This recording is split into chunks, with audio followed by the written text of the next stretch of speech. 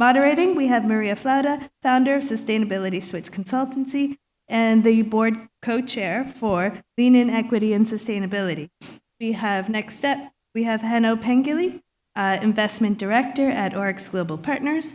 We have Anthony Milewski, founder of the Oregon Group, and finally Mehdi, partner at Woodcross Capital. I'll pass it over to Maria now. Thank you so much, Amy, for the introductions, and thank you everyone for attending our panel today. And I'm here with very esteemed panelists, which are from different parts of the world. My name is Maria, and as Amy said, I'm advising clients around sustainability, and specifically when it comes to investments. We see that the trend is that clients and investors are looking into the ESG part of their investments. I was in COP29 last week, which is the annual climate conference of the United Nations. And since last year that was held here in Dubai, in the COP28, there was a big consensus that basically said that we have to triple the renewable energy that we have and double the energy efficiency. So that commitment that was signed by 193 signatory countries globally comes with a lot of requirements. And when we're talking about renewables and we're talking about moving into a net zero economy and transition to net zero technologies, etc., that requires a lot of investment when it comes to infrastructure, but also technologies and hard infrastructure. And all of these need minerals. So critical minerals, as we all have heard the terminology, are very often discussed in the climate conferences now. The mining sector, that used to be one of the sectors that was not very well perceived from sustainability and environmental people, now it's back in the picture and included in all the discussions. So our panel today will discuss what is happening with the green transition, what are the critical minerals, why they're so important, what is the availability, and how do the investment companies are looking into these critical minerals and other minerals, essential minerals as well. And how do you see that moving on in the next 10, 15, 20 years? Because we originally had the 2030 commitments for the transition, now we have 2050. So I would like to ask to start from Hanno and ask all of you the similar question. So Hanno is from Oryx Global and freshly arrived in the UAE, as we got to learn a while ago. So your company has global operations and now you're coming to the UAE and GCC. So tell us a little bit about what does Oryx Global do, and specifically when it comes to investments on critical minerals, and how the strategy of the company evolved into coming here and setting office in the UAE. Sure, and thanks for having me on the panel. Oryx Global Partners is a new private equity mining fund set up here in ADGM. Our focus has been to really fill a gap that we think has appeared in the mining industry, where traditional capital markets to fund junior mining have dried up. And really we see an opportunity to fund new projects that are needed to fill this resource gap that is developing with the need for, as you say, the energy transition is going to require a huge amount of investment in renewable energy. It's going to require a huge amount of investment in things like electric vehicles. And the simple truth is that today, to meet those targets, we're not producing enough to get there. And really our objective is to create capital access to drive development of these new resource projects that are required to facilitate the transition.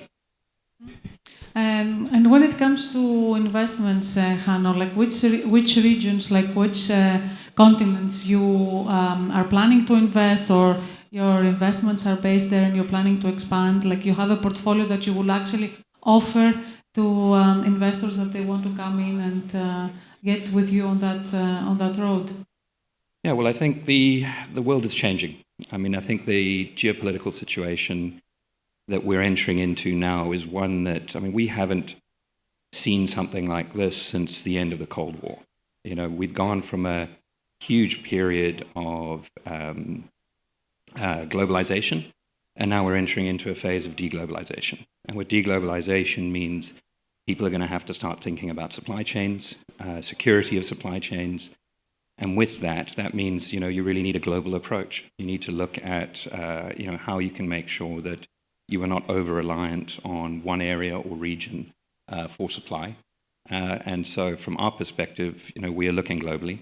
And as part of our strategy of, as I say, securing supply chain with these critical minerals. Thank you, Hanno. And I will move to Anthony now. Anthony, if you would like to tell us exactly what is your company and global operations are doing, and also how do you see, you come from the States, so you just had the recent government there, and specifically when it comes to the environmental aspects and energy transition, we are expecting to have a different approach now with a new presidency. But because you are doing global investments as well, how do you see ESG criteria and the critical minerals play in your company and your scope? Yeah, so I see ESG and critical minerals as sort of two separate things. Respectfully, the U.S. capital markets are the largest capital market in the world by a long ways. And I think with the change in the Senate, the Congress, and the presidency shifting to the Republicans running it, I think the driver now for the capital in the States is going to be the return. I think that ESG and some of the things that you talked about will fall away, not to say that they're not important, but I think the majority of the capital in the United States is not mandated to have a return adjusted for ESG principles. In fact, those funds have been closing in the last 12 months. Instead, these fund managers are mandated to maximize their returns. And so, anything around, say, electric vehicles is going to have to be a market-driven response. The return there is going to have to be better than what other returns are available in the market. That's part of it. I think the second part of it, as it pertains to critical minerals, is something very different. And you alluded to this. We are now in a post-World War II halo. We've kind of exited that. And the world is trying to refine itself. We have a war in Ukraine and Russia. You have tension in Taiwan. And you have supply chains as a major issue. Take something like antimony. Most of you have probably never thought about antimony, but it's historically been a fire retardant, but it has now emerged as a guidance system for missiles. Fluorspar, copper, all the nickel, it's produced in Indonesia. And so I think the critical minerals aspect starts to become about sovereignty, starts to become about supply chains as they pertain to critical aspects of these nations. And so these are two separate things. And one of the things that's emerging a theme is government intervention. And you see that in the States in particular now, there are a number of different organizations inside of the US government that are allocating equity and debt financing. And so that's a pretty big landscape shift. And I think it's, I think we're moving away from ESG and all these targets, which is unfortunate, but look no further than the carbon market. That market has absolutely collapsed. And unfortunately, I think it's just a reflection of where we're heading, which is to say that governments are going to intervene and probably start to fund critical minerals as defined by each government. And then the balance of capital will primarily chase returns that are the maximum returns that they can get, and they won't be as focused on ESG. Now, that's not to say ESG isn't important. If you don't have a social license inside of the country, then you're not going to get your mine built or permitted. But that's a little bit different than how we've talked about ESG over the last 5 years. And that sort of woke discussion around ESG, at least in the States and in that capital market, I think we've passed that now. And it's going to be a pretty dramatic shift in the landscape in the coming years. So you are saying that the critical minerals is not considered, like you don't consider that it is based on the global agreement of tripling the renewable energy capacity and shifting to solar or wind or electrical vehicles, because when we talk it's kind of semantics. It's kind of semantics. So critical minerals, increasingly, it feels like talking about the US and Canada, you're talking about minerals that are critical to, frankly, the war machine, the war apparatus, or to nuclear power, uranium. Like that was what I think of when I think of critical minerals now. But if you're talking about just a shift to green energy, then you have a secondary kind of line of minerals like copper in the U.S. was just put on the critical minerals list. So we kind of get lost in the semantics. But in my mind, that's kind of a different thematic than critical minerals, which I think is increasingly about war apparatus. But if you talk about, the adoption of electric vehicles, yeah, copper and nickel and lithium and cobalt, they're all going to be critical to that. But it's almost like we have to kind of have a new framework to talk about these things, so we're not talking past each other. But certainly, as electric vehicle adoption continues, as different battery technologies continue to roll out for the grid, there's going to be significant pressure on the copper market, on the nickel market, on the cobalt market, on the lithium market. So that is real. But in my mind, it's almost like we need a secondary term or something. Otherwise, when we're talking about critical minerals, we're lumping in kind of a few different drivers for these minerals. Thank you, Anthony. Moving on to Mehdi. Mehdi, you have been here in the region for more than 20 years, like 15 years, moving around also different regions as well and continents, and doing a lot of investments and different type of investments also when it comes to mining. So I would like to hear your view when it comes to going away from the fossil fuels and tripling our renewable energy capacity and moving into all these green technologies that require minerals, but also because you're doing a lot of investments in Africa, and we have the social aspect in Africa, and I guess in all the mining areas, which is very critical and regulated as well. So I would like to hear your view on your investments and how do you look at environment, social, and governance aspects when you're operating or looking for new investments as well. Yeah, thank you very much, Maria. We started life as a very typical mining company, essentially obtaining a concession, looking to lob drill holes into that concession and then export. Now, effectively, the government of Uganda banned the export of unprocessed concentrates and ores, effectively stopping us from exporting anything. Your asset value pretty much gone down to zero. As a result of that, we had to go back to the drawing board and really figure out how to recover this asset. And we ultimately saw that many miners are operating within Africa. Now, people know them as artisanal cooperatives, etc. And we saw value available there in terms of being able to uplift local communities, having a real impact directly in terms of what they're actually achieving. And it's very similar with regards to agriculture. So two of the sectors we invest in are with mining, but also in agriculture, providing the inputs to communities who provide a massive amount. I mean, specifically with regards to artisanals, around 60 million people within Africa rely or feed, and that's directly. So that's just the miners themselves and their families that actually eat from artisanal mining. In terms of the communities then that actually mine, it pretty much is, today he's a coffee trader. If the price of tin is high, he's a tin miner. And the people within the villages effectively are doing this. So from an ESG perspective, in terms of aspects of avoiding poverty, reducing hunger, gender diversity, I mean, artisanal groups probably have better gender diversity ratios than some of the big majors, because it really is a family affair in terms of the way that they're operating. So we're not really traditional miners, we're more, let's say, small micro loan providers to give access to capital to people to be able to do what they do, but in a much better, much more efficient, much safer way. And that's pretty much the approach that we adopt both on the agri side, working with smaller scale farmers, providing the inputs they need in order to increase their supply, whether that's in dates, coffee, cashews, but then also when it comes to tin, tungsten within East Africa, we're pretty active on that side as well.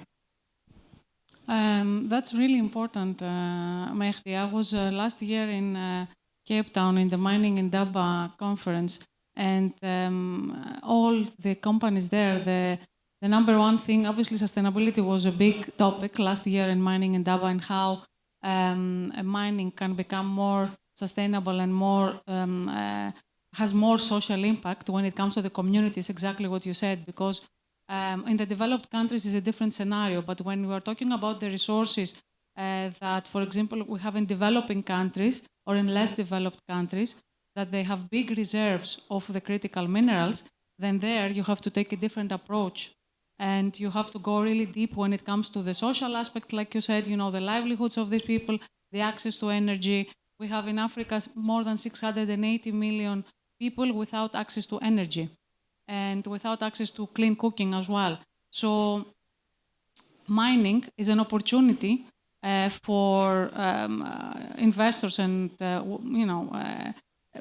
to be able to make a change and a difference there in the community. Economic development, but also education, but also, like you said, gender diversity and clean water, sanitization, and all these aspects of the Sustainable Development Goals.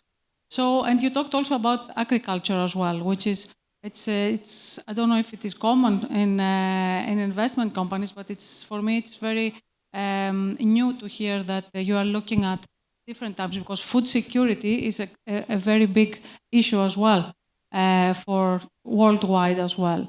So, we see them, specifically with regards to sustainability, we see agri as, let's say, the hedge against, being told off for being a mining company, because mining, unfortunately, does have a bad rep. Now, if you are polluting on the mining side, everybody loves their Teslas and their iPhones. You need these minerals for, modern day life. The agri side, ultimately, in terms of the fact that, trees that produce fruit and life sequester carbon from the atmosphere, it provides a nice hedge from our perspective. So it's kind of cyclical. But is it actually real? And I'll give you the example. 80% of global nickel production comes out of Indonesia. And I challenge you to go Google and see what they're doing to the environment there. They're absolutely decimating. It's awful if you look at what's happening. And yet I can tell you right now that if you go and buy a Tesla or fill in the blank, you are not personally, no one on this panel or in this audience is going to say, okay, but let's pay another 25% more for our Tesla so that we can have clean nickel or clean copper. All these conversations are happening, but at the end of the day, the consumers are not affecting that change, because nobody that I'm aware of is truly paying up for nickel and copper that's like ESG friendly. Instead, they're just hitting the bid on the spot. And so it's not to say it's not aspirational to get there, but from my perspective, a lot of talking, but that change is not really happening. In Indonesia, nickel industry is like the perfect example of this. We could talk about cobalt. We could talk about a bunch of these. And I just don't see that people are really, can't roll up and say, here's a Ford. You can buy your ESG friendly Ford, or you can buy your unfriendly Ford and there's a delta 30%. Like, that's not happening. And so I just wonder, like, when and how does this really happen? Because there's a lot of talk, and there's been a talk for 5 years. And I don't really see that anything's changed. Yeah, I would add to that. I think that's probably an area where junior miners, the mining industry, can sort of work with sustainability goals in actually pushing governments for further environmental regulation, mainly around transparency and reporting. As you say, you look at your Tesla, is there enough information to consumers saying to them, guess where your nickel is coming from? I think there's an opportunity to press for more transparency, and then therefore push for more accountability. Again, I'm not sure the customer is going to necessarily say, oh, that's a dirty battery vehicle or not. But it's a source of capital, because if the source of capital wants to maximize its returns, and you layer in these ESG things, and your project is now less economic because of it, for being real, it's just less likely that that project's going to get funded.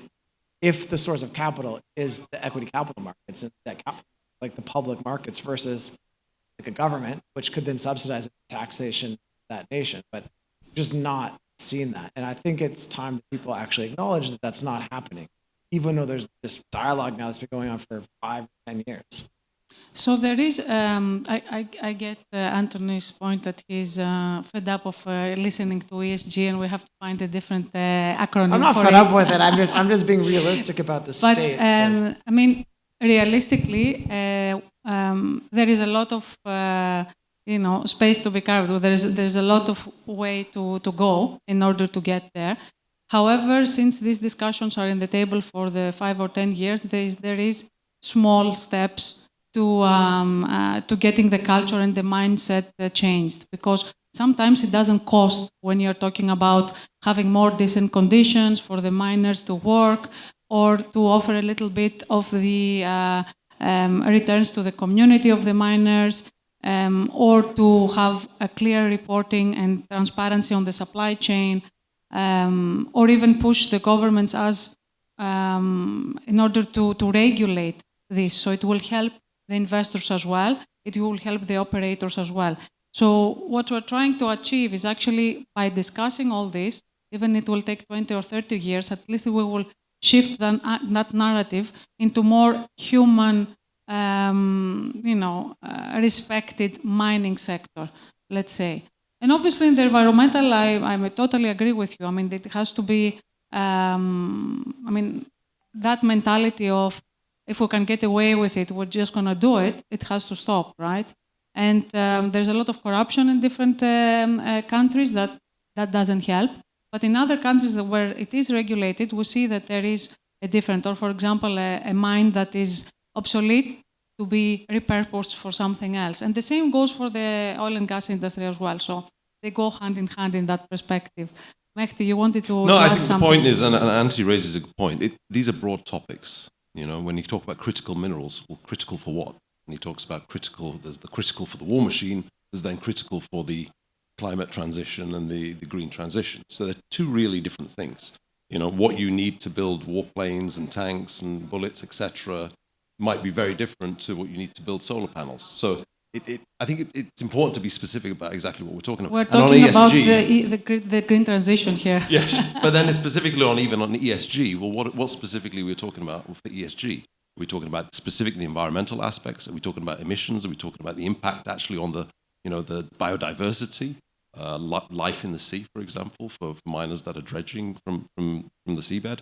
On governance, that's purely on corporate governance and how you manage a board. They're very different topics. So I think that, from my perspective, I agree with Anthony. There's a lot of talk, but it's kind of like we're talking around the subject rather than getting to the nub of specifically what we're talking about. Makes me wonder how long it's going to take. I mean, like if we go back to nickel, but we could pick any commodity and have this conversation. There are plenty of great deposits in Canada that could be built for sub $2 billion capex, right? I can think of 4 of them off the top of my head. So if the U.S. government actually cared, they waste so much money. I'm sure they could find $2 billion to build a mine, right? But they don't. And I think this is like got to square the circle, as it were, right? I mean, 80% destroying, eviscerating Indonesia. I mean, it's horrible what's happening. And everyone's cruising around in their electric vehicles. So like, I don't know. It's pretty, like, it's kind of weird, right? Like, you really care. Let's go build a mine in Canada using unionized labor and autonomous, I mean, we could do that right now. And Europe and the States and Canada is not doing it, even though they're talking about it, right, on a regular basis. So if we talk a little bit more narrowing down now to what each of us are doing. So what does your company do, Anthony, for environmental aspects or social aspects when it comes particularly to investments and supply chains? Do you look at these aspects, or would you be willing to have a strategy and look at these aspects moving on? I think and like was pointed out, this is a very big topic, but I think that if you're investing in a company and you're thinking about that company moving its way through a permitting stage, then you're going to reflect on ESG as it pertains to that jurisdiction. So, if you're in Papua New Guinea or in Africa, and maybe the landowners is a major issue. Who are the local stakeholders? So I think everyone thinks about ESG. They don't call it that because you need to think about the chances of that project getting through whatever obstacles it faces in that particular jurisdiction. Everyone thinks about ESG even if they don't call it that. Because what they're thinking about is like, does this thing have a shot of getting built or getting advanced? Call that whatever you want. So yeah, like I would be looking to maximize my return and make the most money on an investment. I don't have an ESG scorecard because the way I think about it is like, will this project here make it through that framework in the jurisdiction? And I think every investor, they're going to call it whatever they want, but they all have that. Correct. Yeah, that's fair. How about you, Hanno? Now you're newly established here, and what do you think? What is you think this region is requiring now for when it comes to mining? Because we discussed before, conferences are coming in. It's going to become a hub. Investors will be coming here to meet or to set up office in order to navigate the different regions here, but also to take advantage also of the incentives that are in this region. Yeah, look, it's a new region. I think, that's come onto the mining platform. We've definitely seen some precedent transactions recently, which I think has got everybody excited for sort of a more active role of the Middle East in mining. How you access that capital, I think, is still, something that everybody's, developing their knowledge on. But certainly there's an opportunity for the Middle East to diversify itself away from oil and gas, to position itself on, within, I think the key areas here is probably, how it can look to foster innovation. There's access to capital here. The mining sector needs innovation. If you're going to implement some of these sustainability practices, that requires some money. And I think this region can position itself with some capital to look at things that could help innovate in mining. Whether or not they will is still, I think, something to look at. And I think the Middle East, at least my understanding is it wants, in playing a bigger role, is there's opportunities potentially for more downstream operations here, from the metal side. Again, still to be discovered. It is early days, but the market is looking for alternative sources of capital right now, given the capital markets are very dry. And since you talk about innovation, the UAE is from the few countries that they have an artificial intelligence strategy and council. What is your take on artificial intelligence and AI when it comes to mining? Because from ESG perspective, let's say from an energy efficiency or efficiency perspective, we're looking at it from the aspect that it will optimize the efficiency, hence it helps a little bit on the emission side. But I'm not a mining expert, but how does it relate to mining? Well, I think there are people talking about using it for exploration. There's been one very successful company, the Bill Gates backed thing, Cobalt, is it? Yeah, Cobalt, which is specifically stating that they discovered a world-class copper asset off the back of using artificial intelligence with maps. So again, there's definitely an aspect there where artificial intelligence can be used for more efficient exploration activities. And I guess probably when we're looking at mine planning, sort of looking at more efficient mine planning tools to reduce wastes, improve efficiencies. Again, coming down to what you were saying, not necessarily an ESG thing, but more improving the bottom line with a focus on improving efficiency. But mining is a 19th century business. You're taking one rock, cracking it into another rock, and then pouring acid on it. I mean, there are LLMs take data, large language models take a lot of data. And so exploration is the obvious kind of spot where there are a bunch of companies trying it. But there are other places like with sensors, for instance, with autonomous vehicles. I think that is going to move forward rapidly where it's easy to implement and then there are cost reductions. And that will primarily be done by the large companies like, remotely in Australia right now, they're like running trucks and doing this kind of stuff. So I think that's not just AI, by the way, that's just automation. But like that's sort of happening. But, some of it will come more slowly because of the data there's not enough data to train the models. But I think exploration is where that's really happening. Great. What is your take, Mehdi, on this, on optimization and technology use? Certainly for optimization, of course. I mean, that's the one thing that companies are already benefiting from is using AI within their processes and decision making, just streamlining things. But exactly how much of an impact it will actually have on the mining side of business to be seen.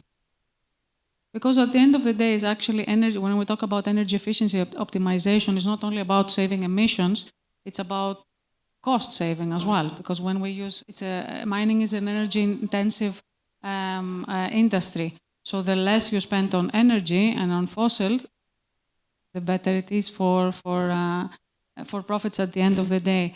Okay, so I think we are a few minutes away. I wanted to open to our audience to see if there is any questions. Any questions? No? One closing comment then and call for action from each one of you. Hanno. Yeah, look, I think from my perspective, I think there are two sectors here where sustainability can play a role, and it's either in technology and innovation, or it's in regulation in terms of reporting. The technology side, it requires high-risk capital going in, looking at things, and I don't think necessarily the mining sector is the right space to drive that. But I do think on the regulation side, on the environmental side, I think mining companies, particularly say the nickel industry, nickel producers in Canada and what have you, should be pushing for higher reporting and transparency standards to try and at least make people more aware or put more pressure on people to be more accountable for how they're mining. Thank you, Hanno. Anthony?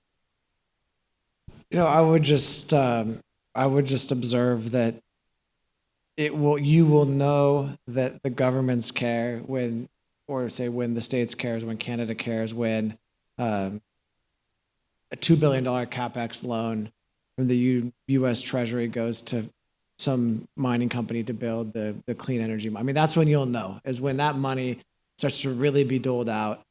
Then you'll know, okay, like now there's action happening. But until that time, when you look at the sources of capital and the competing interest, right? Like I could go buy the S&P. If I bought the S&P, I'd be up 60% over the last 2 years. Why would I want to own a mining company? I mean, so you're competing against all these other interests. And so long as the free market is driving that, I think that a lot of the things we're talking about right now, if they're not, making these investments competitive with other investments, they're probably not gonna happen unless they're mandated by government. Thank you, Anthony.